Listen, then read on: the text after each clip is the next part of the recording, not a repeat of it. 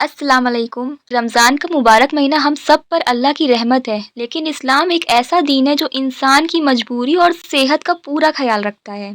اکثر لوگ سوال پوچھتے ہیں کہ کیا ہر حال میں روزہ رکھنا فرض ہے، یا پھر وہ کون سی صورتیں ہیں جن میں اللہ نے ہمیں روزہ نہ رکھنے کی اجازت دی ہے۔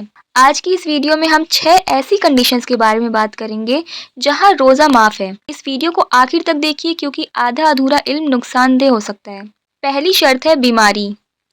سب سے پہلے بات کرتے ہیں بیماری کی۔ اگر کوئی شخص اتنا بیمار ہو کہ روزہ رکھنے سے اس کی جان کو خطرہ ہے، یا اس کی بیماری اتنی بڑھ سکتی ہو کہ ریکوری مشکل ہو جائے، تو اس کے لیے روزہ نہ رکھنا جائز ہے۔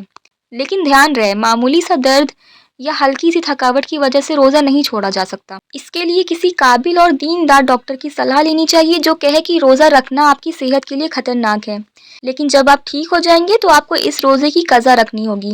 دوسری بڑی وجہ ہے سفر، لیکن کتنا لمبا سفر۔ اسلامک رولز کے مطابق اگر آپ کم سے کم 48 مائلز یعنی تقریباً 77.2 کلومیٹرز یا اس سے زیادہ دوری کا سفر کر رہے ہیں تو آپ کو روزہ نہ رکھنے کی اجازت ہے، اور اس کے بھی کچھ رولز ہیں۔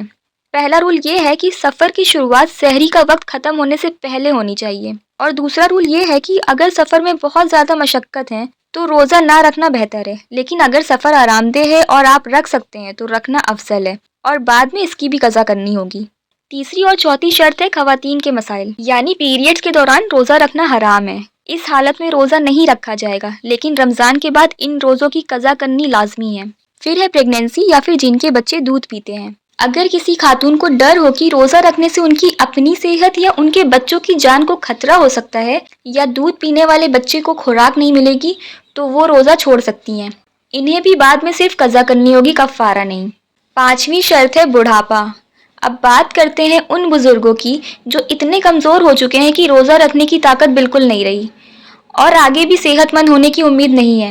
ان کے لیے اسلام نے فدیہ کا راستہ رکھا ہے۔ فدیہ کا مطلب ہے کہ ہر ایک روزے کے بدلے ایک غریب شخص کو 2 وقت کا پیٹ بھر کر کھانا کھلایا جائے، یا اس کے برابر پیسے یعنی صدقہ فطر کی رقم غریب کو دی جائے۔ آخری اور اہم پوائنٹ ہے جان کا سخت خطرہ۔ اگر کسی کو زبردستی روزہ توڑنے پر مجبور کیا جائے، یا کوئی شخص ایسی جگہ ہو جہاں پیاس یا بھوک کی وجہ سے اس کی موت ہونے کا یا دماغ سن ہونے کا خطرہ ہو، تو وہ روزہ توڑ سکتا ہے، اس کی بھی بعد میں صرف قضا ہوگی۔ تو دوستو، اللہ نے ہمارے لیے دین کو آسان بنایا ہے، بوجھ نہیں۔ اگر آپ ان میں سے کسی بھی کنڈیشن میں آتے ہیں تو اللہ کی دی ہوئی سہولت کو قبول کریں، لیکن یاد رکھیں بنا کسی ضروری وجہ کے روزہ چھوڑنا گناہ کبیرہ ہے۔ امید ہے یہ جانکاری آپ کے کام آئے گی۔ اس ویڈیو کو اپنے دوستوں اور فیملی کے ساتھ شیئر کریں تاکہ صحیح علم سب تک پہنچے۔ چینل کو سبسکرائب کرنا مت بھولیے گا۔ اللہ حافظ۔